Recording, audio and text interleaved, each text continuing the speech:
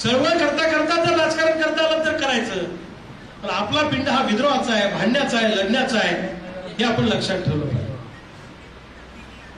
अलीकडे बारामतीला स्वाभिमानी शेतकरी संघटनेची राज्य कार्यकारिणी झाली. तिथं सांगितलं गेलं की तुपकरांना निमंत्रण होतं, मला कुणी निमंत्रण दिलं नाही. तिथं कार्यकारिणी झाली. त्या कार्यकारिणीमध्ये काही लोक माझ्यावर बोलले. हे बारामतीचे सतीश भैया काकडे आहेत, ते संघटनेत नाहीये, ते मोठे त्या भागातले काही नेते बिते आहेत, कुठल्या तरी पक्षात आहेत, पण ते संघटनेच्या व्यासपीठावर मध्ये मध्ये येतात. त्यांनी सांगितलं रविकांत तुपकर मुख्यमंत्री पंतप्रधान आहे का, त्यांनी समिती समोर हजर व्हा. आता मी काही गुन्हा केलाय का, मला समिती समोर हजर करता? राजू शेट्टींनी किंवा त्यांच्या कोर कमिटीने जी मला नोटीस पाठवली त्याचं लेखी स्वरूपामध्ये मी 10 पानाचं उत्तर दिलेलं आहे. त्यांनी निर्णय घ्यायचा काय करायचं काय नाही. त्यांनी सांगितलं जोपर्यंत त्यांच्या छातीवर बिल आहे तोपर्यंत आमचे, नंतर ते आमचे राहणार नाही. मी मीडियामध्ये सांगितलं, मला विचारलं की हा लाल बिल्ला आमची अस्मिता आहे. स्वर्गीय शरद जोशी साहेबांच्या विद्यापीठातले आम्ही लोक आहोत. त्यांनी आम्हाला सांगितलं जे लोक शेतकरी आंदोलनामध्ये शहीद झाले त्यांच्या बलिदान आम्ही वाया जाऊ देणार नाही, म्हणून त्यांच्या रक्ताचं प्रतीक आम्ही आमच्या हृदयावर लावलंय. बरोबर आहे का टिकू? की तुमचं बलिदान आम्ही वाया जाऊ देणार नाही, म्हणून हा लाल बिल्ला आम्ही आमच्या छातीवर लावतो. ही आमची अस्मिता आहे.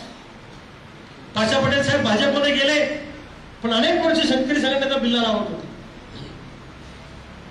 शेतकऱ्यांच्या प्रश्नावर काम करणाऱ्या वेगळ्या वेगळ्या संघटना आहेत, प्रत्येकाच्या छातीवर लाल बिल्ला. हा लाल बिल्ला काही कुणाची प्रायव्हेट प्रॉपर्टी नाहीये.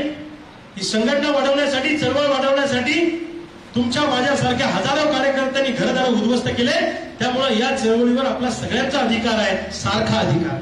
ही गोष्ट लक्षात ठेवा.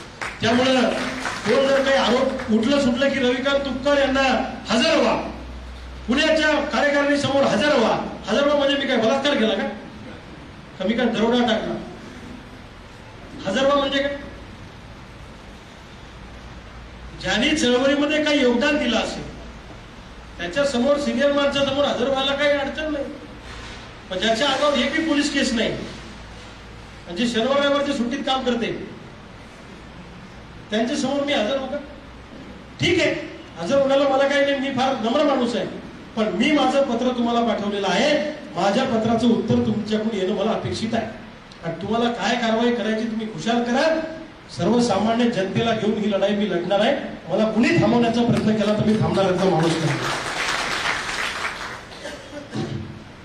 मागच्या काळामध्ये संघटनेतले एक नेते म्हणायचे रविकांत तुपकरच्या वर्ग मतदान किती म्हणे, एकदा त्यांना दाखवून द्यावं म्हणे. घ्या, दाखवून दिलं मला. 10,000 मतदान म्हणे त्याच्या मागे. मग आता म्हणजे निव्वळ अनेकांनी तर माझ्या पक्षप्रवेशाच्या 10 वर्षात तारखा दिल्या. त्याला 10 तारखेला तो भाजपमध्ये जाणार, 12 तारखेला तो राष्ट्रवादीत जाणार. या निवडणुकीमध्ये सुद्धा उद्या जाणार की मी शिवसेनेत. आता उद्या मी शिवसेनेत जाणार, अशी मी तारीख दिली. मला इतकं मी एन्जॉय करतो सगळं. हे कोणी येऊन मला सांगतं मी बघा भाऊ त्याच्यावर काहीच बोलत नाही. या निवडणुकीत सुद्धा आपल्यावर आरोप करायला या नेत्यांजवळ काहीच नव्हतं, म्हणून त्यांनी सांगितलं ना भाजपने उभं केलं, कुणी म्हणे यांना फडणवीसांनी उभं केलं, कुणी म्हणे यांना खासदारांनी उभं केलं, कुणी म्हणे यांना महाविकासनं उभं केलं. अशा अफवा पसरवण्याचं काम केलं. मला इमानदारीने सांगा, आपली उमेदवारी 2 वर्षापूर्वी डिक्लेअर झाली होती की नाही?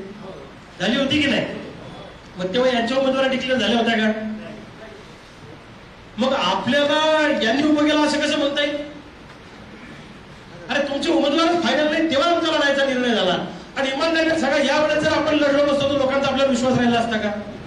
खरंच सांगा तुम्ही इमानदारी. आणि हे म्हणतात तुमच्यामुळे हे पडले, तुमच्यामुळे ते आले. अरे आम्ही जे मतदान घेतलं ते एका पक्षाच्या बरोबरीत मतदान घेतलं, त्याच्यामुळे असं म्हणू शकत नाही तुम्ही की आमच्यामुळे तसं झालं, तुमच्यामुळे असं झालं. तिथं अनेक अपक्ष उमेदवार उभे होते, त्यांनी 1 लाख मतं घेतले सगळे अपक्ष उमेदवारांनी. वंचितने 58,000 मतं घेतले. मग त्याला कोणीच काही म्हणत नाही. काय होतं, आपल्यावर आरोप करायला या लोकांकडे काहीच नाहीये. आणि जर आरोप माझ्यावर तुम्ही करत असाल तर ते आरोप सिद्ध करून दाखवा. मग मला जर भाजपने उभं केलं असं यांचं म्हणणं होतं, तर मग जळगाव जवळ खामगावमध्ये मला लीड पाहिजे होता ना. बरोबर आहे का चूक आहे? बरोबर आहे का चूक आहे?